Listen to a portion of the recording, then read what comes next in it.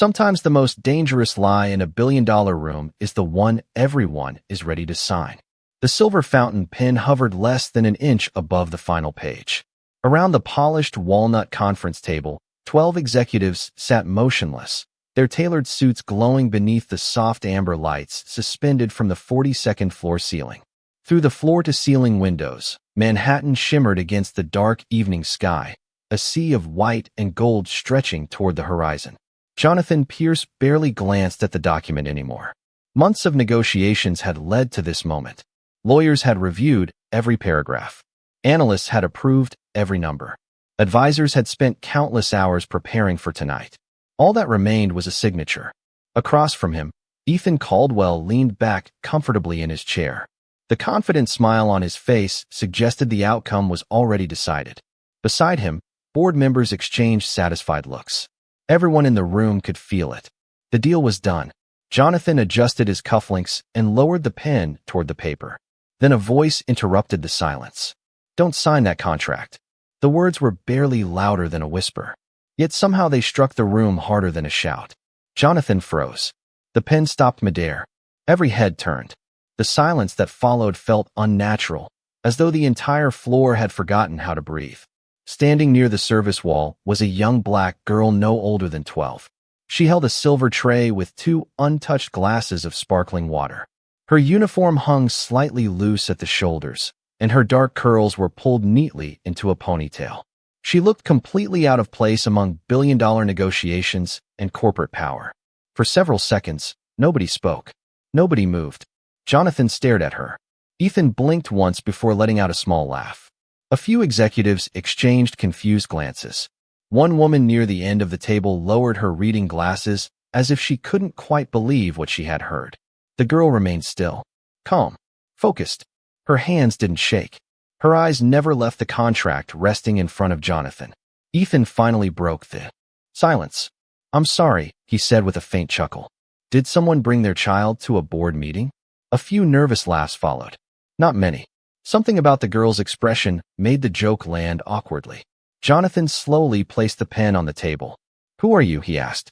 The girl swallowed but kept her composure. "My name is Maya Brooks, sir." Her voice was soft yet steady. "My mother works in building maintenance." Ethan leaned forward. Then perhaps Maya should return to wherever she came from. More silence. The room expected Maya to lower her eyes, to apologize, to leave. Instead, she looked directly at Jonathan. "Please," she said, "just wait 30 seconds before you sign." Outside the glass walls, the city lights flickered beneath gathering clouds. Inside, the temperature suddenly felt colder. Jonathan couldn't explain why, but something in her voice unsettled him. It wasn't fear. It wasn't arrogance. It sounded like certainty. Ethan's smile tightened almost imperceptibly. For the first time that evening, a small bead of sweat appeared near his temple. Nobody noticed except Maya, and she never looked away. Jonathan Pierce remained silent.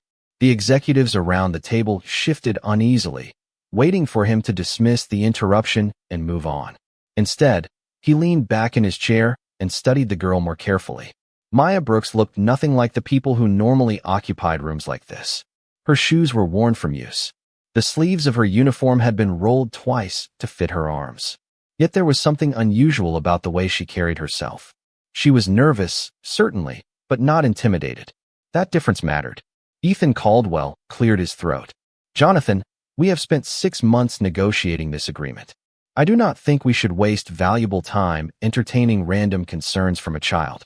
Several heads nodded. It was the logical response. It was the expected response. But Jonathan still did not reach for his pen. Maya tightened her grip on the silver tray. The polished surface reflected the conference room lights back into her eyes. She had not planned to be standing here tonight. She had not planned to speak at all. 3 floors below, her mother was probably finishing the last section of the maintenance route, unaware that her daughter had just interrupted one of the most important business meetings in the city. Maya knew exactly what would happen if she was thrown out. She would lose access to this building. Her mother might even lose the job that kept food on their table. Yet she could not stay quiet. Earlier that afternoon, she had been sitting near a service hallway waiting for her mother to finish work. Rain tapped softly against the glass while office workers hurried home. To pass the time, Maya had opened a stack of discarded financial summaries left beside a recycling cart. Numbers fascinated her. They always had.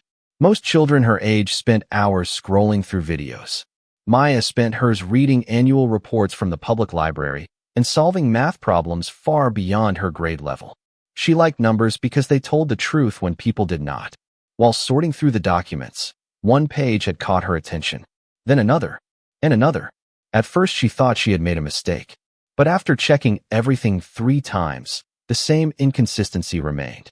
The totals did not match. Certain projections appeared twice. Several liabilities seemed to disappear entirely before reappearing elsewhere under different categories. The pattern was subtle, hidden beneath layers of technical language and accounting terminology. Easy to miss if someone trusted the summary more than the details. Maya had spent 3 hours reviewing every figure she could find. By the time she finished, a cold feeling had settled in her stomach. Back in the conference room, Jonathan folded his hands together. "You said the numbers do not match." Maya nodded. "Yes, sir." Ethan sighed dramatically. "This is ridiculous." But Jonathan ignored him. "Which numbers?" he asked. For the first time, Maya glanced toward Ethan. It lasted less than a second. Yet something in her expression caused a strange tension to settle over the room. Outside, thunder rolled somewhere beyond the skyline. Inside, nobody spoke. Maya slowly raised her eyes back to Jonathan. The numbers connected to the expansion. "Assets," she said quietly. They were changed. The words settled over the conference table like a sudden drop in temperature. Jonathan Pierce did not react immediately. His expression remained calm, but his eyes narrowed slightly as he studied Maya.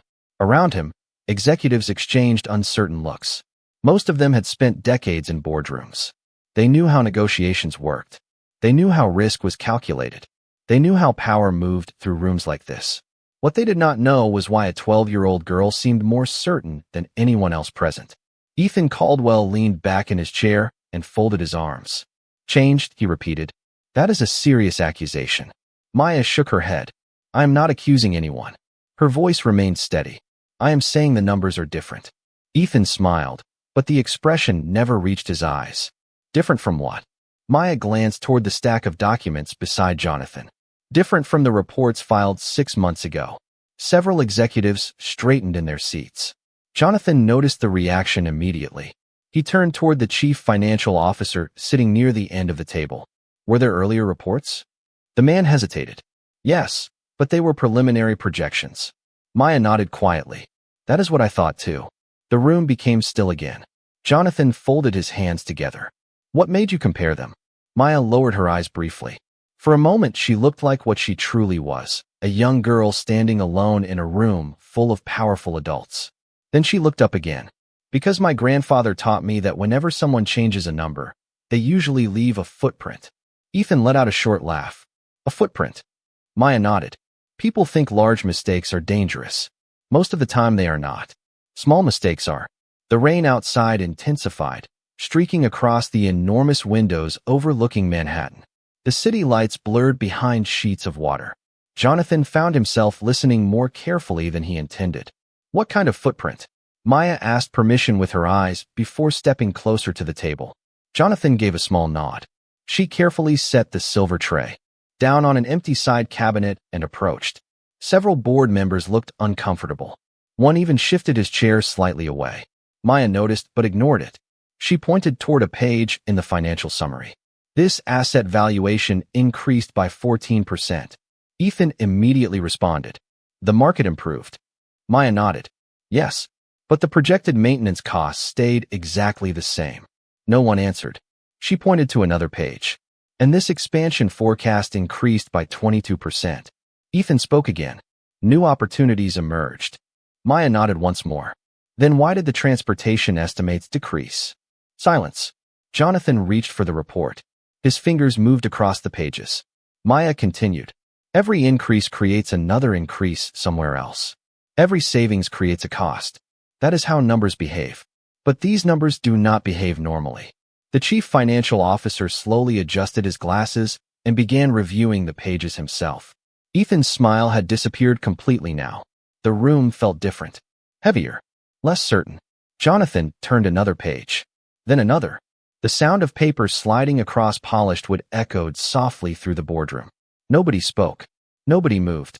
For the first time that evening, the deal that had seemed inevitable no longer felt safe. Jonathan slowly lowered the report onto the table. The confidence that had filled the room 20 minutes earlier was gone. In its place sat uncertainty. The chief financial officer continued reviewing page after page, his brow tightening with each new figure. Across the table, several board members had opened digital copies of the agreement and were scrolling rapidly through the financial schedules attached to the merger package. Ethan Caldwell remained composed on the surface, but the relaxed posture he had carried all evening had disappeared.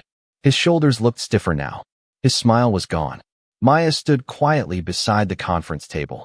She knew she did not belong in this room. Every expensive chair, every framed award on the walls, every polished surface seemed to remind her of that fact. Yet nobody was laughing anymore. Jonathan looked up from the documents. You said these numbers reminded you of something your grandfather taught you. Maya nodded. Yes, sir. Was he an accountant? A faint smile touched her face. No, sir. He fixed elevators. Several executives exchanged puzzled looks. Jonathan leaned forward. Then how did he teach you to spot problems in financial reports? Maya glanced toward the rain-streaked windows. For a moment, she seemed to be looking somewhere far away. He used to tell me that machines and people have something in common. When they stop making sense, something is usually hidden. The room remained silent. She continued. When an elevator breaks, the problem is rarely where everyone looks first. It is usually somewhere small, somewhere nobody notices. Jonathan folded his hands. And you think that is what happened here? Maya nodded. Yes, sir. Ethan finally spoke. This is becoming absurd. His voice was sharper than before. We are discussing a transaction reviewed by legal teams, auditors, consultants, and investment analysts. We are not talking about a broken elevator. Nobody answered immediately. The silence seemed to irritate him even more. Jonathan turned toward the chief financial officer. What do you see? The man adjusted his glasses. I see inconsistencies. Ethan immediately leaned forward. Minor inconsistencies exist in every projection. The chief financial officer did not look up. Not like these. The words landed heavily. Maya noticed several board members exchange worried glances. One woman closed her tablet and stared directly at Ethan. Another executive quietly reached for a phone beneath the table. Jonathan's expression remained unreadable. How serious? He asked. The chief financial officer took a long breath. I need more time before making conclusions. Ethan seized the opening immediately. Exactly. More time.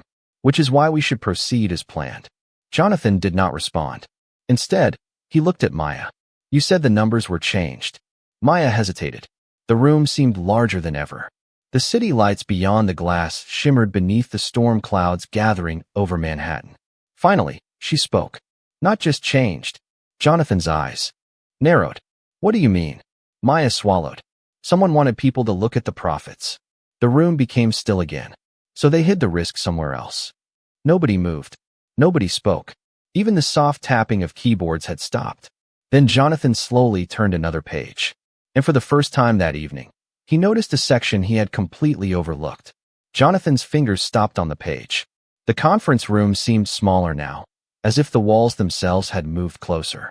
Rain drummed softly against the glass while dozens of city lights shimmered below like distant stars. He read the section again, then a third time. The paragraph was short, easy to miss, buried beneath layers of technical language and legal references. Yet once he saw it, he could not unsee it.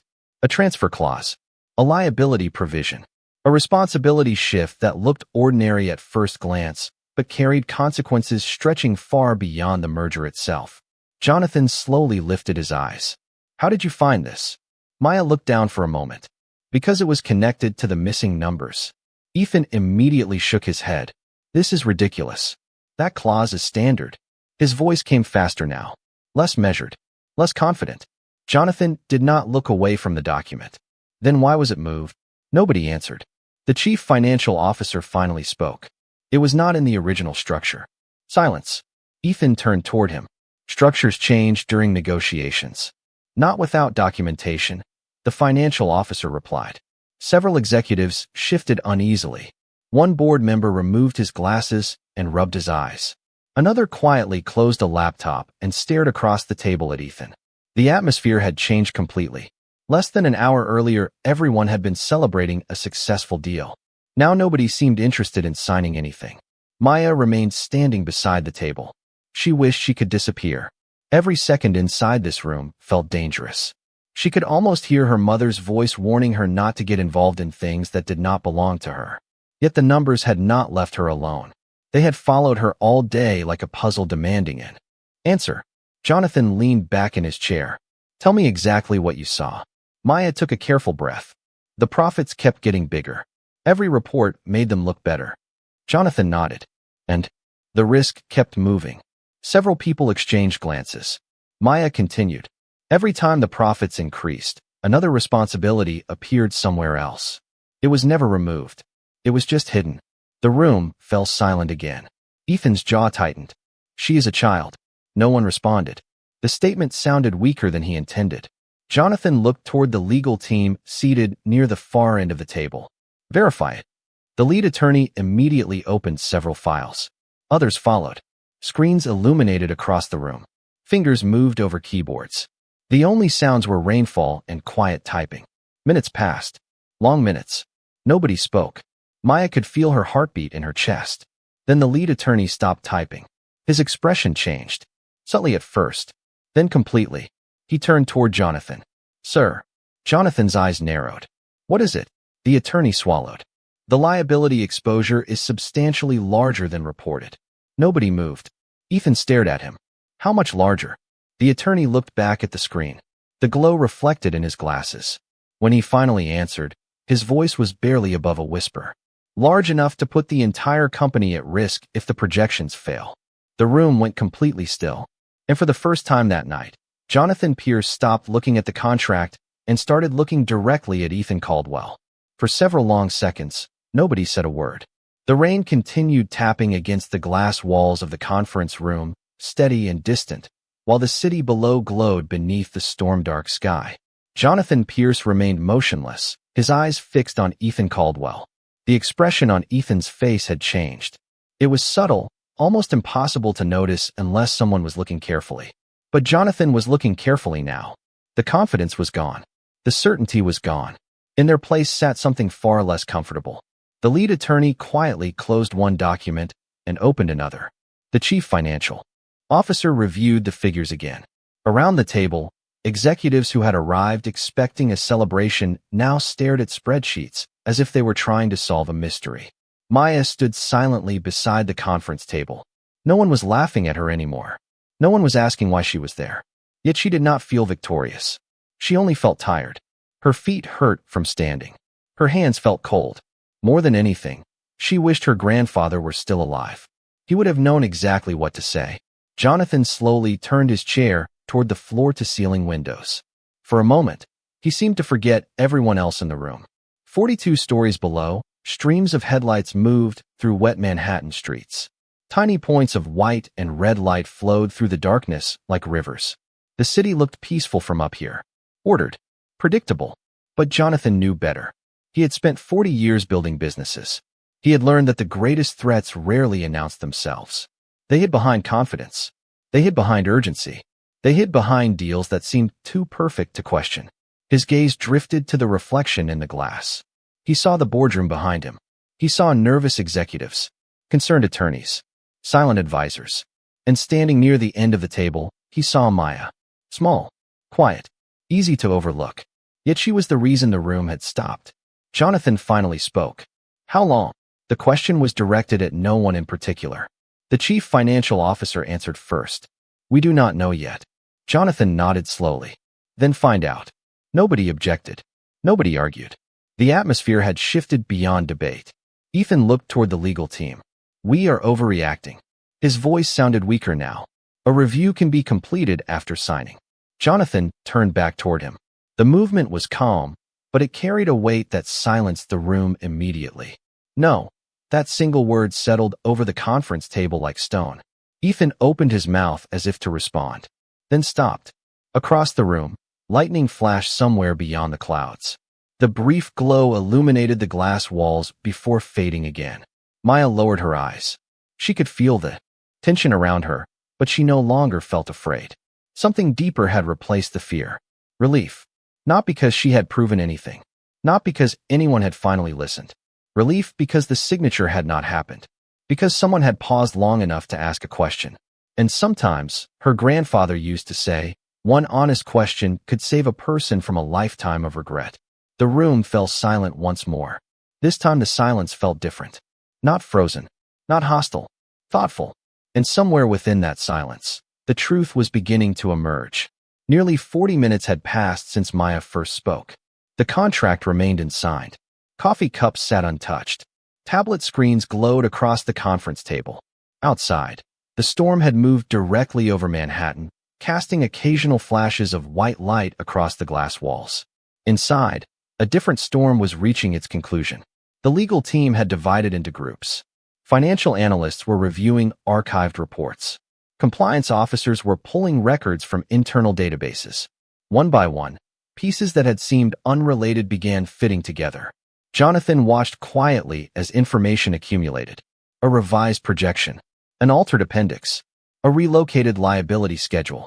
None of them looked alarming alone. Together they told a different story. The lead attorney finally stood from his chair. His expression was pale. "We found it." Nobody moved. Ethan Caldwell's eyes immediately shifted toward him. Jonathan remained silent. "Explain." The attorney placed several printed pages on the table. The exposure was not removed. His voice sounded careful now.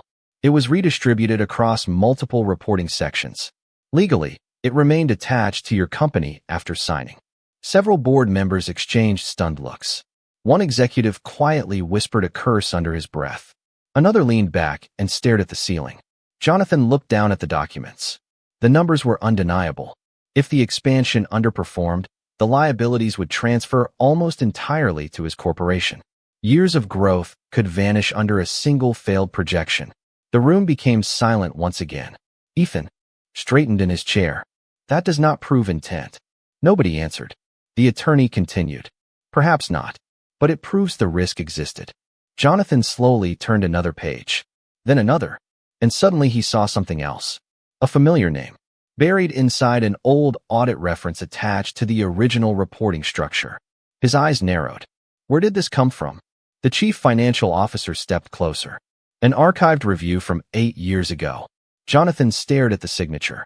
For a moment, he forgot everyone else in the room. The name printed there belonged to someone he remembered well. Daniel Brooks, the engineer who had designed one of the company's earliest internal review systems. A man known for catching problems others missed. A man who had refused promotions because he cared more about accuracy than titles. Jonathan had not thought about him in years. "Brooks," he said quietly. Maya looked up. The room suddenly felt very still. Jonathan looked at her. "Daniel Brooks." Maya's eyes widened slightly. "That was my grandfather." Nobody spoke. Jonathan leaned back slowly. Memory rushed in all at once. Long nights reviewing reports. Careful handwritten notes in the margins. A man who constantly asked uncomfortable questions because he believed details mattered. The same habits. The same patience. The same refusal to ignore inconsistencies. Jonathan looked back at Maya. For the first time, he understood why her observations had sounded so familiar. Across the table, Ethan lowered his eyes. No arguments remained. No explanations remained. The facts now stood on their own. The room had spent hours listening to experts, lawyers, and executives. Yet the person who had saved the company was the one nobody had noticed when she first walked in. And in the silence that followed, every person in that room finally understood it. The storm had begun to weaken by the time the final review concluded. Rain still traced thin lines across the towering windows, but the thunder had faded into the distance. Inside the conference room, the atmosphere felt entirely different. The urgency that had pushed everyone toward a signature was gone. In its place stood clarity. Jonathan Pierce remained seated for several moments after the attorneys finished presenting their findings. The documents spread before him told a story he could no longer ignore. The risks had been real. The exposure had been real. And the warning had come from the person everyone had underestimated. Slowly, Jonathan stood. The movement immediately drew every eye in the room. He looked first at the board members, then at the legal team. Finally, his gaze settled on Maya Brooks. She stood exactly where she had been standing earlier, quiet and composed despite everything that had happened. Jonathan took a few steps toward her. The room became completely silent. "Your grandfather saved this company more than once," he said softly. Maya blinked in surprise. Jonathan continued, "I should have remembered that sooner." The words carried weight because everyone present knew how rarely men like Jonathan Pierce admitted mistakes. Maya lowered her eyes briefly. "He always said details matter." A faint smile appeared on Jonathan's face. He was right. Across the table, Ethan Caldwell remained silent. The confidence that had defined him earlier in the evening had vanished. Nobody was looking at him anymore. Nobody was waiting for his opinion. The facts had already spoken. Jonathan turned toward the board. "This agreement is suspended immediately pending a complete investigation." No one objected. Several members nodded in agreement. The decision felt inevitable now. Then Jonathan looked back at Maya. "Why did you say something?" The question surprised her. She glanced around the room before answering. "Because I thought someone should know." Jonathan studied her expression carefully. There was no pride in her voice. No expectation of reward. Just honesty. "You could have walked away," he said. Maya nodded. "Maybe. Then why did you stay?" She thought about it for a moment. The answer felt simple. Because if someone gets hurt and you knew how to stop it, walking away does not feel right. The room remained silent. Several executives looked down at the table. Others stared toward the windows. The simplicity of her answer seemed more powerful than all the presentations they had reviewed that evening. Jonathan slowly nodded. "Your grandfather would be proud of you." Maya felt warmth rise behind her eyes, but she held her composure. For a moment, she imagined Daniel Brooks sitting at the corner of the table, quietly reviewing reports with a pencil in his hand, smiling because she had followed the lesson he taught her years ago. Outside, the clouds began to separate. A narrow band of moonlight broke through the darkness and reflected against the glass. The city lights below appeared brighter now, and inside the boardroom, something far more valuable than a business deal had been preserved. Integrity. 1 year later, sunlight poured through the enormous glass atrium of Pierce Global Headquarters. The stormy night that had changed everything had become part of company history, repeated quietly among employees who had never forgotten how close the corporation had come to disaster. The lobby looked different now. New leadership teams occupied offices. New review systems protected every major decision. Yet one addition drew more attention than anything else. Mounted along the central wall stood a polished bronze plaque. Visitors passed it every day. Employees slowed down to read it. The inscription was simple. Daniel Brooks. Integrity above assumption. Maya paused in front of it as she entered the building. At 13 years old, she had grown taller, though she still carried the same calm presence that had once silenced a room full of executives. Her backpack rested comfortably over one shoulder. A scholarship program funded by Pierce Global now covered her education, mentorship opportunities, and access to advanced academic programs across New York. But what mattered most to her was not the scholarship. It was seeing her grandfather's name where it belonged. People remembered him now, not because he had sought recognition, because the truth had finally reached the surface. Behind her, the revolving doors turned softly. Jonathan Pierce stepped into the lobby. His hair looked slightly grayer than it had a year earlier, but his expression carried a peace that had been absent on the night of the merger meeting. He noticed Maya standing by the plaque and walked over quietly. Neither spoke immediately. They simply looked at the engraved name. Morning light reflected across the bronze surface, creating a warm glow against the marble wall. "He would have liked this," Maya finally said. Jonathan smiled. "No." She looked at him curiously. "No." Jonathan shook his head. "He would have complained that the lettering cost too much." Maya laughed softly. The sound echoed gently through the spacious lobby. Several employees passing nearby smiled, without fully understanding why. Jonathan folded his hands. "Your grandfather taught me something important years ago." Maya waited. "He taught me that the smartest person in the room is often the one asking questions nobody wants to hear." Maya looked back at the plaque. "He taught me that too." Silence settled comfortably between them. Not awkward. Not heavy. The kind of silence that follows when nothing more needs to be explained. Beyond the glass walls, New York moved through another ordinary morning. Taxis flowed through intersections. Pedestrians hurried along sidewalks. Sunlight reflected from distant buildings. Life continued. Jonathan eventually nodded toward the elevators. You have class in 20 minutes. Maya smiled. I know. She adjusted her backpack and began walking toward the elevator bank. Halfway there, she glanced back one last time. Jonathan still stood beside the plaque. The sunlight illuminated the bronze letters while thousands of tiny reflections danced across the polished floor around him. Maya smiled and stepped into the elevator. The doors closed quietly. The lobby became still again. Jonathan remained where he was for several moments, looking at the name of a man who had spent his life believing details mattered. Then he looked toward the bright morning beyond the windows. The city stretched endlessly ahead, and in the peaceful silence of that moment, it felt as though justice had arrived not with noise, but with light.